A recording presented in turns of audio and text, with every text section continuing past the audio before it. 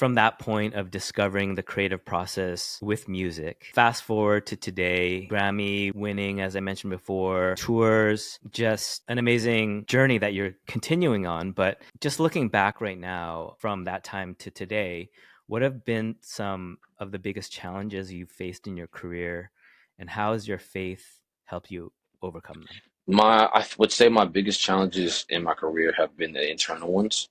I think I when you're first dreaming for something as an artist, I was talking to my people earlier about dreaming because that's a whole other thing. But as an artist, like my first encounters were, I was afraid it would never work.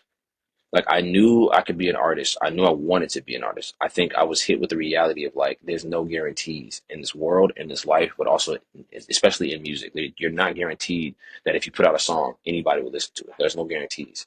So when I was met with that, I'm like, okay, I'm afraid that it might not work, but I think I came to terms with that and was like, I'm gonna do it anyway, whether it works or not, because I have to get it out of my head.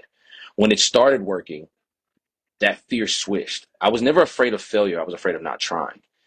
Then when it started working and promises came out, I no longer was afraid of not trying. I became afraid of being successful at it because what I noticed was there are people that are successful in their career and they would be failing in their relationships.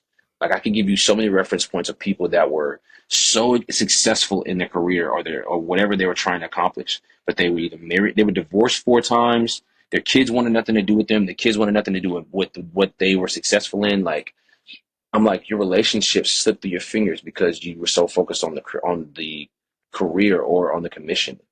So then we're starting to gain traction and people are starting to pay attention and the music is actually going everywhere. I'm like, God, if this is going to change who I am and it's going to cost me my relationships, I'd rather not, I'd rather not have it. I'd rather not have success in my career if it means that my relationships fail because that's the stuff that when the music stops is going to be left. And I'm either going to be here surrounded by the people I love or I'm going to be in a house by myself. And I would hate to be in a $200 million house because of how successful my career went, but I'm by myself and my kids want nothing to do with it. You see what I'm saying? So my challenge was trying to find a middle ground between serving my relationships as well as serving like the people that I'm called to serve through my music. Like I want to be able to do both, but one has to come first and be prioritized. So that was one of the biggest challenges, not losing myself in the music, not allowing people knowing the music or knowing my name get too deep into my head or into my heart to be like I didn't want that stuff to move the needle. So I'm like I want to be present in my relationships. That's stuff that I care about. Is that still ongoing? Is that still an ongoing challenge? Or Ongoing, ongoing.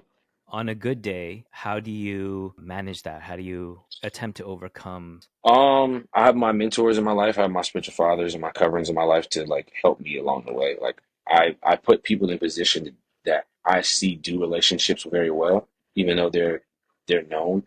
And I'm like, okay, if you're doing it, that means there's something that you're doing that I can learn from. So I just put people in positions in my life to tell me like, hey, you said you wanted to be present in a relationship. This is what it looks like. That means you might have to say no to that event, or you might have to say no to that deal. You might not be able to go on every like trip that's being offered to you because relationships, like your family, needs you in the door. They need you in the house more than they need you on the stage. So I think it's an ongoing like thing that I just have mentors and covering and brothers and friends that keep me true to what I said I wanted. So I would say community, covering, mentorship, all that stuff matters.